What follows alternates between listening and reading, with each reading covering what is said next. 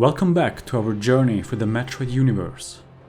In the first chapter of the series, we explored the Chozo, their rise, their ideals, and their desperate fight for peace and freedom. Their choices shaped the future of the galaxy, laying the foundation for everything that would follow.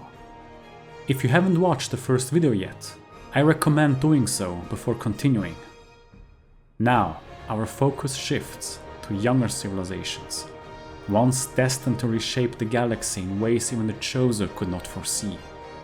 Their age of dominance is fading, and a new light begins to rise from the shadows they leave behind.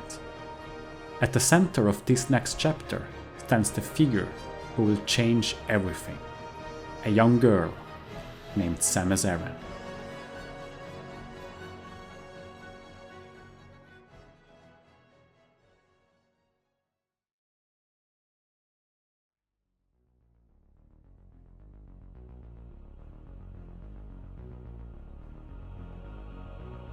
Over the past few centuries, humanity developed the technology to leave its solar system and explore the universe.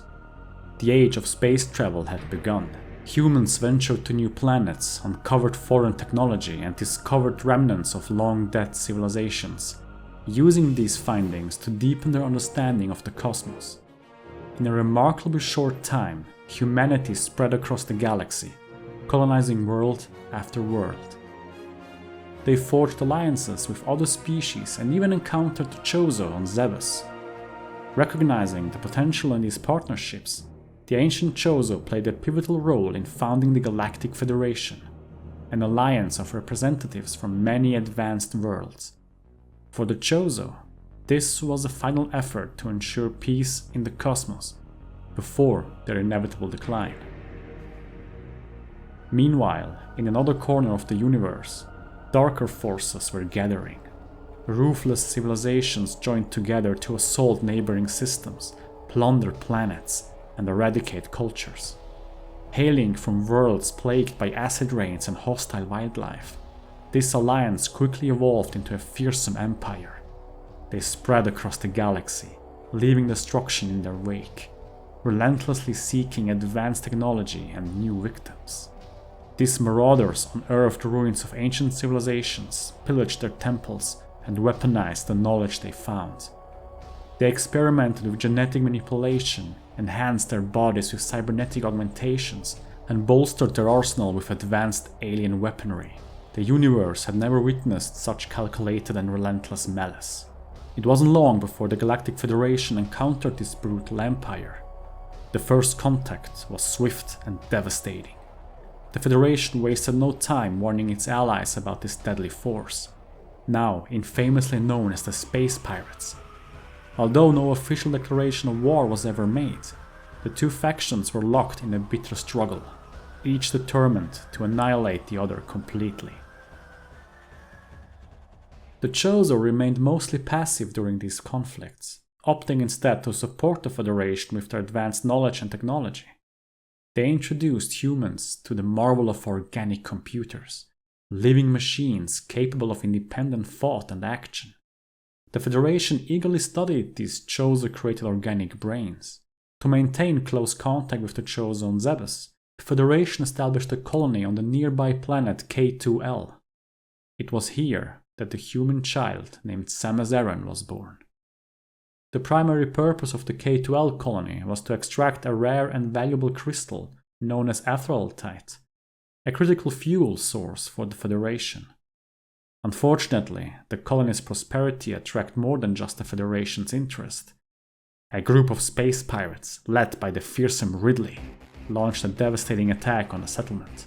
The peaceful inhabitants and workers were mercilessly slaughtered in the raid.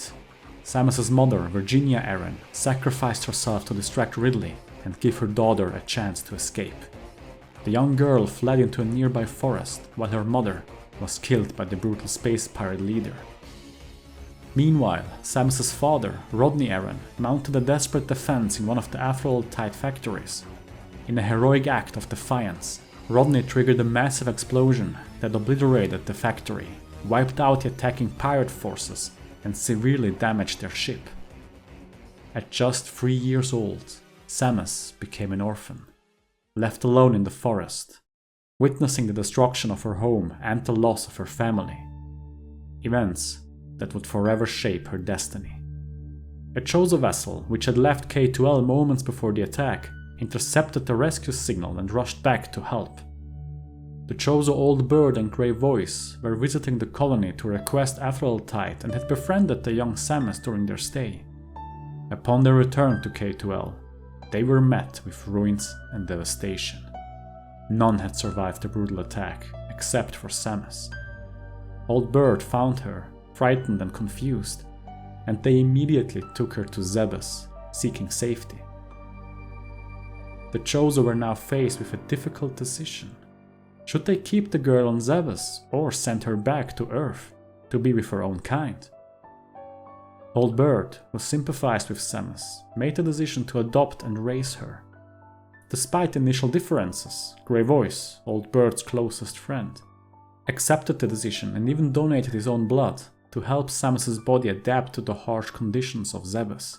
Additionally, the leader of the Makin, a Chozo warrior tribe that frequently worked with the Toa tribe, donated his blood as well, turning Samus into a Toa-Makin hybrid. With these gifts, Samus became part of the Chozo. She spent her entire childhood under their care, receiving not only education but also advanced combat training, preparing her for the challenges that lie ahead. Old Bird presented Samus with the Power Suit, a gift crafted by the Chozo's organic supercomputer Mother Brain. Thanks to the Chozo DNA in her blood, she could use the suit effortlessly. Samus, the orphan of K2L, embodied the best traits of both the Toa and the Makin. She grew into a skilled scientist, a researcher, but also a formidable warrior. Everything the Chozo had fought for and stood for lived on through her. At the age of 14, Samus's physical strength surpassed that of ordinary humans. She completed her training and was ready to embrace her destiny. The Chozo entrusted her with a modified spaceship and sent her toward Earth. By training and preparing Samus, the Chozo hoped she would continue their mission to protect the galaxy. They understood the dark forces lurking in the vastness of space and knew that the universe needed a protector capable of combating the rising threats. Deep within the cave systems of Zebes, the Chozo hid additional weapons and tools for Samus, should she ever need them.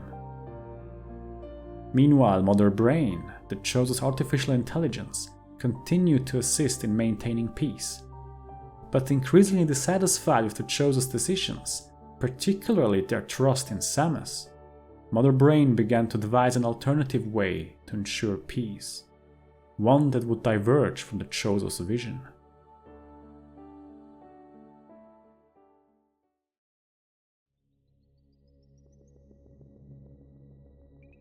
The Toa continued their exploration of the stars, ever vigilant in their efforts to maintain peace across the cosmos. Sometime after the raid on K2L and Samus's rescue, the Toa stumbled upon a unique planet not far from Zebes. This world, with its native wildlife, contained a mysterious life energy that greatly intrigued the Chozo. Known as Aeon by the Toa scientists, this energy convinced them to colonize the planet, which would later be named SR-388. Chozo machinery was relocated to the planet and new mechanoids were designed to assist with their efforts. Under the protection of the Makin tribe, warriors always seeking for greater power, the Toa began digging tunnels to explore the depths of SR-388. It would soon prove to be a grave mistake. Deep within the planet, the Chozo encountered a terrifying anomaly, a highly aggressive form of life, with the ability to steal its victims' flesh, memories and abilities. A fusion of energy and plasma that consumed life itself. Since no word in the Chozo language could accurately describe such an abomination, they referred to it as X. The Chozo understood that if these X parasites were to ever reach the surface, or worse, spread through space, the peaceful existence they worked so hard to protect would come to an end. Something had to be done. These parasites were composed of pure energy, capable of infecting any organism and forcefully taking over its existence. Conventional weapons were ineffective against them. The Chozo had no choice but to develop a new kind of weapon, one capable of absorbing the X's energy structure. The scientists on SR-388 eventually created a bioweapon designed specifically to eliminate the X parasites. The jellyfish-like creature, small and somewhat unimpressive in appearance, possessed the unique ability to absorb any form of energy structure. Named Metroid, meaning Ultimate Warrior in Chozo language, the new creation became the natural predator of the X. It absorbed the dangerous parasites with ease, forcing them to hide within the very depths of SR-388. Thanks to the Metroids, the Chozo were able to resume their research and focus on their goals once more. The Toa continued to harvest Aeon as they enjoyed a peaceful existence on SR-388. It seemed as though the planet had fully accepted the Chozo. However, the intelligent avian race was unprepared for the events that would soon unfold. The wondrous Aeon began to induce unexpected and dangerous changes in the Metroid's biology. The peaceful Metroids, once created to protect and defend, underwent dangerous transformations as SR-388's unique Aeon energy seeped into their biology. Their bodies began to deteriorate and give birth to Alpha Metroids, stronger and more aggressive than ever before. The once tame creatures, who had been allies in the Chozo's fight against the X, now became terrifying monsters. Empowered by the planet's energy, the Metroid's natural instincts turned deadly. SR-388 seemed to recognize them as the planet's new apex predator, and the creatures began hunting down everything in their path, including their creators. Powerless against their own creation, the Toa realized that even the mighty Machine warriors were no match for the mutated Metroids. Faced with no other solution, they decided to imprison the dangerous creatures deep within the planet's surface. To secure them, the Chozo used a combination of powerful seals and a unique acidic liquid, ensuring the Metroids remained trapped. These creatures were limited by genetic programming to prevent the population from exceeding 40 at any given time. It was one of many safety measures devised by the Toa scientists. Additionally, the seals could only be broken by using Metroid DNA, ensuring that only someone capable of confronting these lethal beings could access the depths where the most dangerous variants were sealed away. The Toa's ultimate intention was to eventually eradicate the Metroids by destroying SR-388. However, the leader of the Machine, a powerful Chozo known as Raven Beak, or Ashkar Beshek in their native tongue, disagreed. He viewed the Metroids as a symbol of power, great enough to rule the galaxy. Raven Beak and his fellow Machine warriors slaughtered the Toa on SR-388, except for Quiet Robe. This was not out of mercy, but because Quiet Robe's bioengineering expertise and his Toa genes made him essential. One of the safety measures programmed into the Metroids was their hostility toward the Machine. Only the Toa had the ability to control them, preventing others from weaponizing the dangerous creatures. Raven Beak, with Quiet Robe and the remaining Machine warriors, retreated to the planet ZDR, their home. There, Raven Beak plotted to transfer the Metroids from SR-388. With the Ultimate Warrior under his command, he believed he could rule the cosmos, ensuring order and control. Quiet Robe was forced to create and augment bioweapons on ZDR, all while preparing for the retrieval of the Metroids from SR-388. But unforeseen complications soon arose. One of the Machine soldiers returning from SR-388 was, unbeknownst to them, an X-parasite in disguise. ZDR descended into chaos as the deadly parasite began infecting their soldiers. Raven Beak was forced to abandon his plans for the Metroids and focus on containing the X outbreak. The Chozo group, led by Old Bird and Grey Voice, who had also been keeping eye on the Metroid project on SR-388, had to shift their focus to a different betrayal. After realizing the true potential of the Metroids, Mother Brain was ready to strike. Meanwhile, Samus joined the Federation police, quickly surpassing every other recruit. she later became a member of an elite unit and fought tirelessly against the space pirates. During one mission, after capturing a pirate alive, Samus met Commander Adam Malkovich for the first time during the interrogation of the prisoner. The pirate revealed that the attack he was involved in was only a distraction, an attempt to give a troop of pirates enough time to launch an ambush on Zebes. Before the Federation could organize a full rescue plan, Samus volunteered to infiltrate Zebes and save the local Chozo, her family. Adam Malkovich agreed, giving her 48 hours to complete the mission. After that, the Federation would begin their assault on the pirates occupying Zebes. Upon arriving on Zebes, Samus found only ruins. She hoped the Chozo escaped, since she knew that they were unable to fight for themselves. Deep in a cave, she discovered a message from Old Bird. The elderly Chozo explained that the pirates had become interested in the vast knowledge of the Chozo.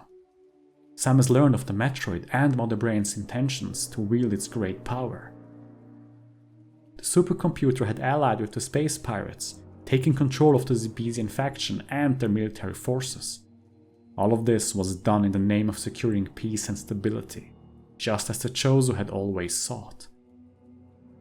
Samus was dismayed to discover that Grey Voice, alongside Mother Brain, was behind the betrayal. Surprised by Samus' strength, Mother Brain offered her a position at her side as a commander of the space pirates, alongside Grey Voice and Ridley. An offer Samus immediately rejected. In response, Mother Brain revealed that Samus was nothing more than an advanced bioweapon, created by the supercomputer and the Chozo.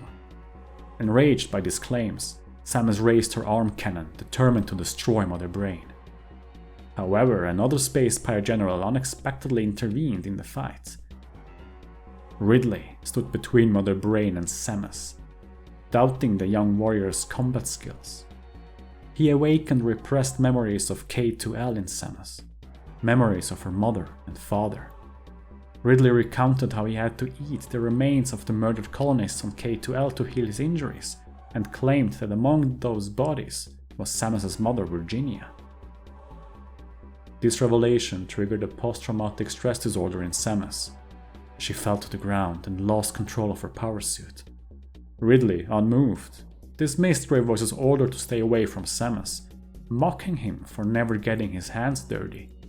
Instead, he demanded proof of loyalty to Mother Brain from Grey Voice by killing Samus. Mok and Kraz, meanwhile, members of the Federation Police and close friends of Samus, were still searching for the remaining Chozo. Inside one of the laboratories, they uncovered the space pirates' research on adapting their troops to the harsh conditions of Zebes. To their surprise, they discovered a group of Chozo being held captive. But before they could reach them, Ridley and Grey Voice arrived at the facility, with Samus in their custody. Grey Voice explained to Ridley that the Chozo on Zebes had imposed a mental barrier on themselves, restricting them from physically harming any living being. As a result, Grey Voice could not kill Samus. Ridley, impatient and cruel, then focused his attention on the Chozo prisoners. He was eager to see blood spilled, desperate to see someone suffer. Witnessing this, Mok and Kraz acted quickly, remotely activating their ship to fire on the facility. Their sudden attack caused a distraction, buying them a brief moment to act. The explosion shook the facility, drawing the attention of everyone present. Ridley immediately assumed that Samus had reinforcements hiding somewhere on the planet. However, Grey Voice calmly assured him that Samus was trained to fight alone. He suspected that Samus herself had triggered the explosion as part of a planned distraction. Grey Voice quickly dispatched space pirates to locate the enemy spacecraft, while Ridley ordered the unfinished research to be secured. Satisfied with Grey Voice's effectiveness as a new general, Ridley took off to search for the enemy craft himself. Before leaving, Grey Voice cast one final, sorrowful glance at the traumatized Samus, his expression filled with regret and disappointment, before he left the room. Seizing the opportunity, Mok and Kraz moved swiftly to free the captive Chozo in the lab and aid Samus, but when they turned to her, they were shocked to find Samus on her knees, overwhelmed with despair. She pleaded with them, asking them to end her life. Samus screamed, the memories of Ridley's attack flooding back. how he had destroyed everything she once knew, killed her friends, and wiped out her family. Platinum Chest, a wise Chozo elder, sensed the deep insecurity and inner turmoil Samus was struggling with and stepped in to help her calm down. The suppressed memories momentarily transformed the once confident Chozo warrior into a frightened, grieving 3-year-old girl who had lost everything. The Chozo gathered around her, placing their hands on her back, urging her to release her grief, to let go of the anger that had built up inside her for so long. Meanwhile, Ridley received a status report detailing the damage from the surprise attack when Grey Voice contacted him with news of the Chozo's escape. Samus, with the Chozo group now safely escorted to the surface, was ready to fight once more. As a space pirate ambushed them, Samus reacted instantly, firing her cannon and sending the pirate crashing into a nearby rock. Now fully in control of her power suit, Samus stood tall and declared that protecting the protectors would be her duty. Samus's friends were not yet safe. Since they could not protect themselves from the coming acid rain without the suit, a detour via Brinstar was necessary. Grey Voice watched the group from afar, a feeling of pride filling him as he observed Samus's development. Her strength and determination reminded him of the Chozo ideals, and he couldn't help but feel proud of the warrior she had become. While Samus and the others sought a way out, Grey Voice returned to Mother Brain. Equipped with a 100-year-old Chozo armor and a weapon staff, the old Chozo destroyed the entrance area, determined to settle things. He fired at the safety glass of Mother Brain, each attack combined with severe pain for the Chozo, until he fell to his knees. Mother Brain reminded him of the mental barrier and that any acts of violence was deadly for the Chozo of Zebes. Grey Voice, though, no longer cared for his own life. He just wanted to destroy the defect product of his civilization. Clearly disappointed, Mother Brain made clear what great potential Grey Voice had as a part of the Space Pirates, how she always thought of him as the smartest among the Chozo. Grey Voice revealed that he never intended to control all life in the galaxy. He had realized that Mother Brain, in her jealousy of life and the future, had become a corrupted and defective product, incapable of evolving to the next stage. Describing herself as the true master of the universe, Mother Brain attempted to correct the weakened Chozo. Grey Voice, however, pointed out that she was also jealous of Samus. Samus and her group found a way through Brinstar and stumbled upon an old Chozo ship. As they journeyed, Platinum Chest explained that Grey Voice had always planned to betray Mother Brain, but the arrival of Samus had complicated his intentions. Samus, filled with regret over her earlier doubts about Grey Voice, began to feel his suffering through their special bond. It was then that Platinum Chest revealed the shocking truth. Grey Voice was the donor of Samus's Chozo blood. He was the one who had allowed her to start a new life on Zebes, a fact Samus had never known. She suddenly understood that, despite their physical differences, Samus and Grey Voice were bound by a father-daughter connection. Torn between her mission and her desire to save him, she almost abandoned her mission entirely. However, as fate would have it, a space pirate ship in orbit above Zebes took immediate action, forcing Samus and her group to evacuate the planet. With a heavy heart, Samus had to leave her Chozo father behind. Determined to protect the others, she boarded the Chozo ship and covered their escape. The conflict between Mother Brain and Grey Voice came to a brutal end. The Chozo, realizing the gravity of the situation, spoke of Samus being the one capable of protecting the universe. As he finished his words, Ridley smashed through the ceiling, launching a vicious attack. In one swift motion, he disarmed Grey Voice and impaled him with his tail, piercing his chest. Despite his weakened body, Grey Voice dragged himself out to an old Chozo statue, his strength fading fast. Ridley followed, full of malicious delight, and taunted the dying Chozo, offering him a tombstone as a twisted gesture of mockery. The dragon relished the opportunity to end Grey Voice's life. Above them, Samus fought desperately to protect the Chozo ship from the relentless onslaught of the space pirate craft. Grey Voice, noticing her struggle, summoned his remaining strength and fired a massive energy beam from his staff, obliterating the pirate ships that were closing in on Samus. Furious at this unexpected assault, Ridley lunged forward, eager to finish what he had started. In his final moments, Grey Voice reached out through their mental connection, conveying a message to Samus. Samus, I leave the rest to you. You have become strong, so strong. Samus, I know that your fate is harsh, but though this will be hard for you, there are many people in this universe who need your strength. I want you to save them. Be it one or many, I want you to help them. That is my request. You've become strong, my child. Samus was unable to respond to Grey Voice's final message as the pirate mothership blocked their escape. Just as all hopes seemed lost, Adam Malkovich arrived in orbit with his special operations battleship, the Vixen 11. The Federated Army quickly engaged and incapacitated the pirate forces, rescuing Samus and her companions. Platinum Chest and the other Chozo expressed their gratitude and set out to reunite with Old Bird and the other Chozo who had managed to escape in time. For Samus, however, the journey didn't end there. She held on to her father's final message, her resolve strengthened. She promised to honor his last request, dedicating herself to fighting for peace and justice across the galaxy.